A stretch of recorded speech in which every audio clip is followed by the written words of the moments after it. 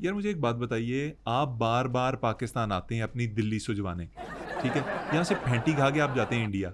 आप वहाँ जाके लोगों को क्यों नहीं बताते कि पाकिस्तान एक पुरअमन मुल्क है, यहाँ पे लोग दोस्ती का हाथ बढ़ाते हैं, दोस्ती निभाते हैं। आप वहाँ जाके मोदी को ये क्यों नहीं बताते?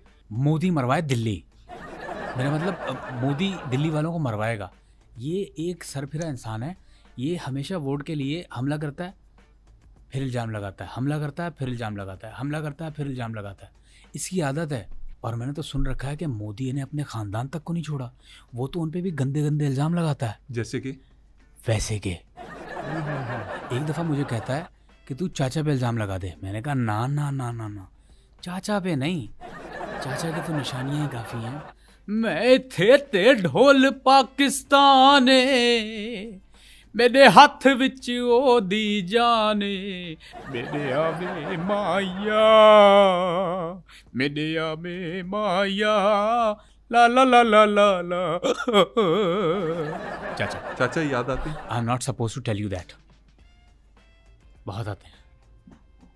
मुझे ये बताइए, आपने जो वर्दी पहनी हुई है इसके ऊपर अमेरिका का झंडा क्यों लगा हुआ है? आप एक हिंदुस्तानी फौजी हैं यार। असल में मेरे देश वाले अब मुझे वर्दी नहीं देते। क्यों नहीं देते? वो कहते हैं तू फड़वा के आ जाता है। मतलब आप कोई भी वर्दी पहन के घूम लेते हैं? नहीं, ऐसी हमारे पास 3 वर्दियाँ हैं। ये तो अच्छा हुआ ये वाली मिल गई। वो जो बाकी 2 हैं ना, उन पे एक लिखा है शिट हैपेंस और एक पे लिखा है जस्ट डू इट, और वो भी पीछे लिखा है। बट मैं ये सारी बातें आपको बता क्यों रहा हूँ? I am not suppose to tell you that.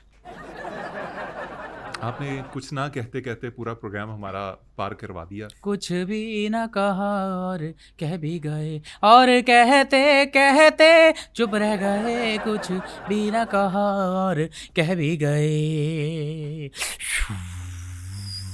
अभिनंदन जी। अच्छा ये बताएं कि ये मिथ है या रियलिटी है कि इंडिया हैज़ नो टॉयलेट्स? ये मिथ है। अच्छा। ये मिथ है, फैक्ट नहीं।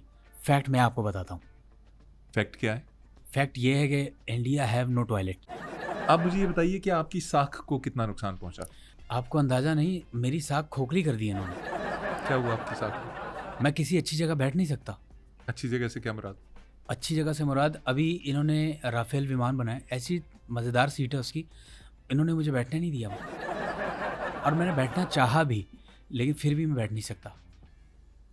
मेरी साख को बहुत नुकसान पहुँचाया है। मेरी पत्नी मुझसे बात नहीं करती, कहती है जाओ तुम्हारी साख ख़राब है। उड़ती उड़ती खबर है कि आमिर खान आप पे फिल्म बना रहे हैं। नहीं, बिल्कुल ज़रूर बनाए, बहुत अच्छी बात है। एक सैनिक पे, विमान चालक सैनिक पे वो अगर फिल्म बनाते हैं, लेकिन वो रियल होनी चाहिए और लव ट्रायंगल होना चाहिए।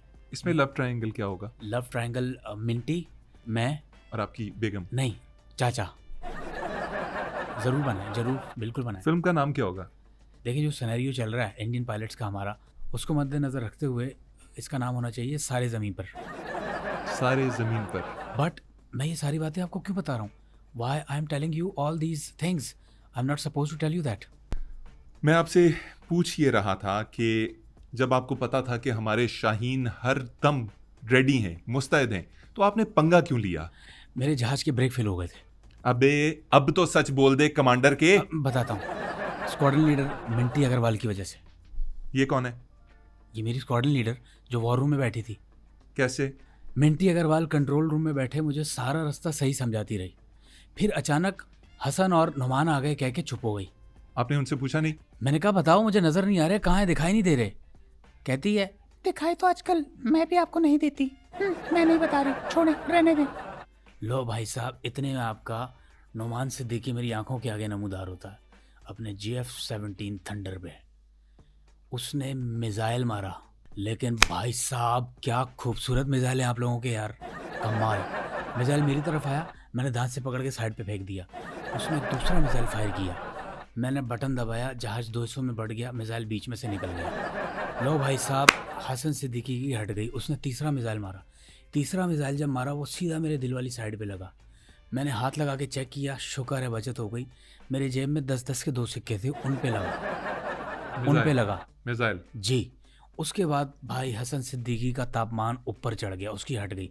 हसन सिद्दीकी ने जहाज़ का शीशा खोला और 9mm पिस्टल चैम्बर करके मेरे जहाज़ की पिछाड़ी, मेरा मतलब जहाज़ के फ्यूल टैंक पे मारी। भाई साहब चीख निकली। आपकी? नहीं, जहाज की।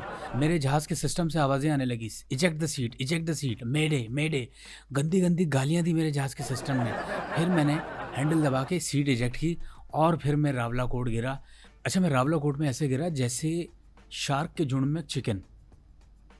इतने खतरनाक लोग हो यार आप लोग, एकदम पिल पड़े। मतलब जब मैं चोटी से गिर के स्लाइड करता हुआ, अच्छा मैं एक विनती करूँगा आपकी जो देश की हुकूमत है, मैं उससे ये निवेदन करूँगा कि यार अपने पहाड़ी इलाकों को साफ़ रखो।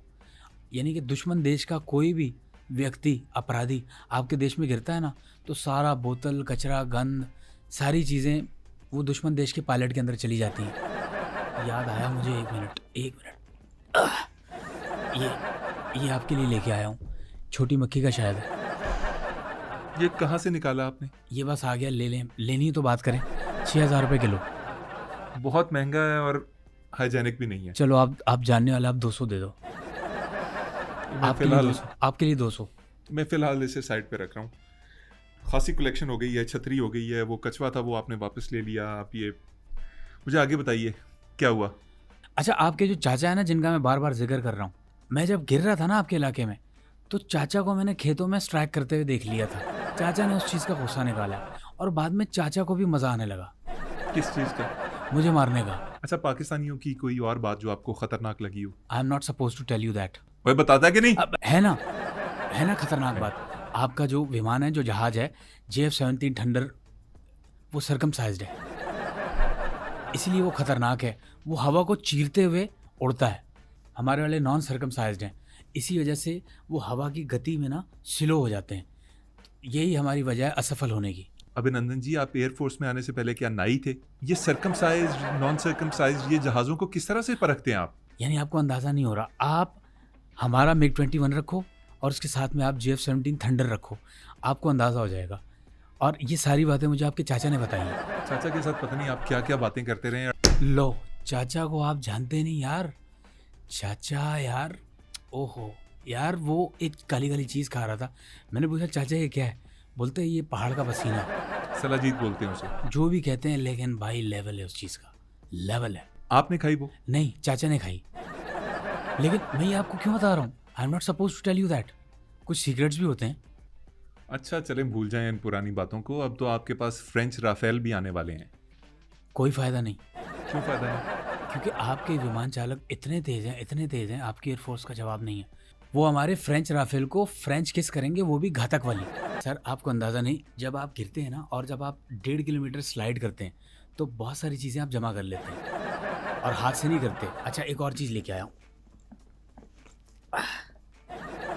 ये वो चाचा जी है ना जी। ये उनका नाड़ा रह गया था जी। तो ये क्यों संभाल के रखा हुआ है आपने? कुछ यादें रखनी पड़ती हैं। चाचा जी की वैसे याद आती है मुझे। क्या याद आती है उनकी? उनकी बातें याद आती हैं। वो कहते थे कि बेटा सीधी राह पे चलना, यहाँ ना जाना, ख़तरनाक रास्ता है, खिड़की से हाथ बाहर मत निकालना, बड़ों का अदब करो, छोटों से प्यार करो, अंधेरे में ना जाओ, और अगर अंधेरे में जा रहे हो तो मुझे साथ ले जाओ। मतलब मेरा ख्याल रखते थे। कभी बोलते थे ये पकड़ो, क्या पकड़ो? ये नस्वार। कभी कहते थे ये लो पैसे, बाज़ार से चीज़ लेके आओ। हालांकि मैं बच्चा नहीं हूँ, मैं बड़ा हूँ। I am an adult. और मैं आपको सब कुछ क्यों बता रहा हूँ? I am not suppose to tell you that sir. और एक बात, इसको आदत नहीं है बाहर के मौसम की। ये इसके ऊपर रखें क्योंकि इसको बाहर के मौसम की आदत नहीं है। आपको पता है ये छतरी एक दफ़ा खुल भी गई थी। ये छतरी आपने कहाँ से निकाली है? ये मैंने बैग से निकाली है। और ये सारी बातें मैं आपको बता क्यों रहा हूँ? I am not suppose to tell you that.